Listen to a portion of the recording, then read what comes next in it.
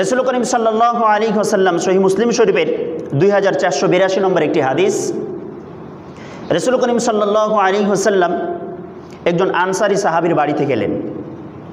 আনসারী সাহাবীর বাড়িতে গিয়ে বললেন, ও আমার সাহাবী, তুমি তোমার মেয়েটিকে বিবাহ দাও, তোমার মেয়ের বিবাহের প্রস্তাব নিয়ে এসেছি। আনসার সাহাবী এত আনন্দিত হয়েছেন, খুশির ঠেলাতে বলছেন, ইয়া রাসূলুল্লাহ, এটা তো আমার জন্য সৌভাগ্য যে আমার নবী আমার মেয়ের বিবাহের প্রস্তাব নিয়ে এসেছেন।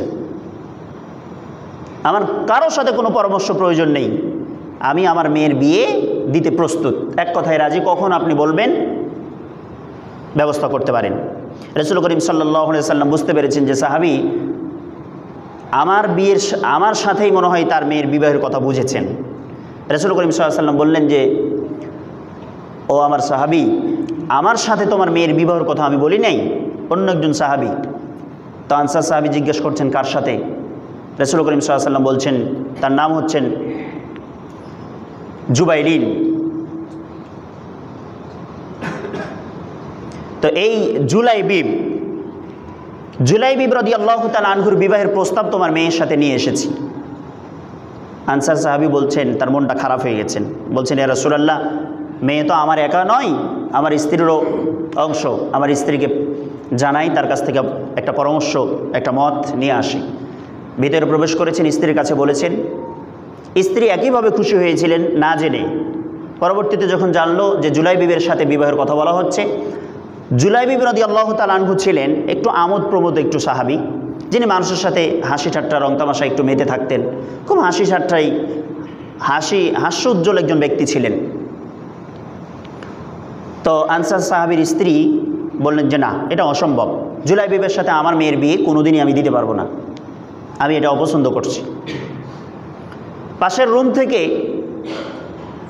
জুলাইবিবের এই বিবাহের প্রস্তাবকে ফিরিয়ে দেওয়া, তার বাবা মায়ের এই কথাগুলো ফিরিয়ে দেওয়ার কথাগুলো শুনে পাশের রুম থেকে আনসার সাহাবীর মেয়ে ঘর থেকে বের হয়ে এসেছেন যে, তোমরা এই পৃথিবীর সর্বশ্রেষ্ঠ মানুষ মুহাম্মদ সাল্লাল্লাহু আলাইহি সাল্লামের কথাকে ফিরিয়ে দিচ্ছ?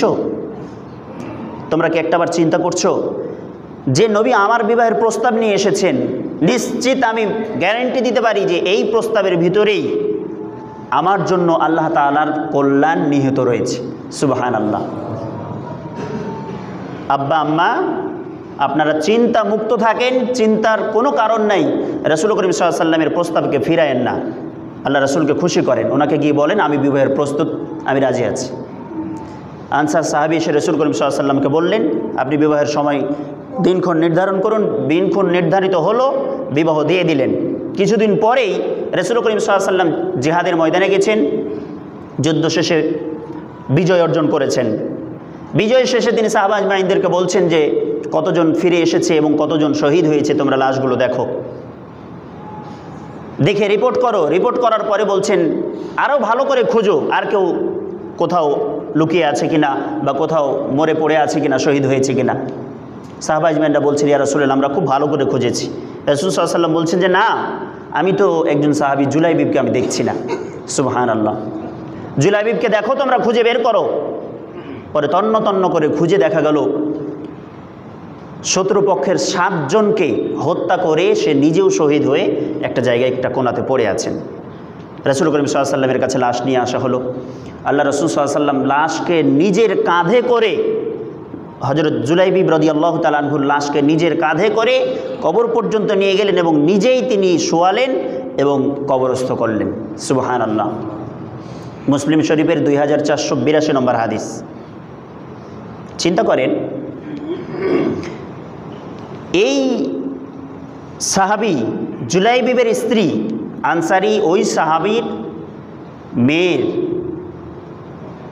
যখন ওই কথাগুলো বলছিলেন যে রাসূল করিম সাল্লাল্লাহু আলাইহি সাল্লামের কথাকে ফিরায়েন না, ওনার প্রস্তাবকে মর্যাদা দিন, আল্লাহ রাসূলের প্রস্তাব আমার জন্য এসেছে, তার মানে এখানে নিশ্চিতভাবে আল্লাহর কল্যাণ নিহিত রয়েছে।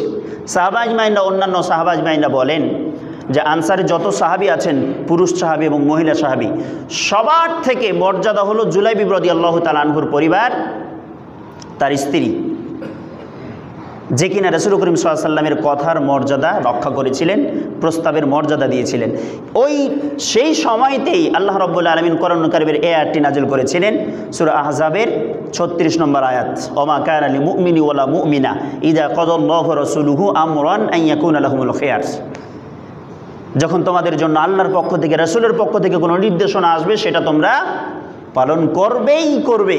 ওমা ইয়াসিল্লাহ ওয়া রাসূলুহু ফাকাদ দাল্লা দালালাম মুবিনা। যারা আল্লাহ রাসূলের কথাকে, যারা আল্লাহকে অ্যাভয়েড করবে, যারা রাসূলের কথাকে অ্যাভয়েড করবে, ছুঁড়ে ফেলে দিবে, তাদের জন্য নিশ্চিত বিপদ, তারা পথভ্রষ্ট হবেই হবে নিঃসন্দেহে। তাহলে আমরা আল্লাহর কথাকে যারা মানছি না, রাসূলের কথাকে যারা মানছি না, 5 পয়সার দাম দিচ্ছি না, রাসূলের কথার কোনো মূল্যায়ন করছি না, আমরা একটাবার কি চিন্তা করছি না যে আমরা রাসূলের কথাকে অ্যাভয়েড করছি, ছুঁড়ে ফেলে দিচ্ছি, তার মানে আমাদের জন্য পথভ্রষ্টতার পথ নিশ্চিত। জান্নাত হারাতে হবে, বিপদ নেমে আসবে, আল্লাহর গজব নেমে আসবে, আল্লাহর আযাবে পাকড়াও করবে। আমরা কি এটা একটাবারও চিন্তা ভাবনা করি না? নিঃশর্তভাবে আনুগত্য করতে হবে।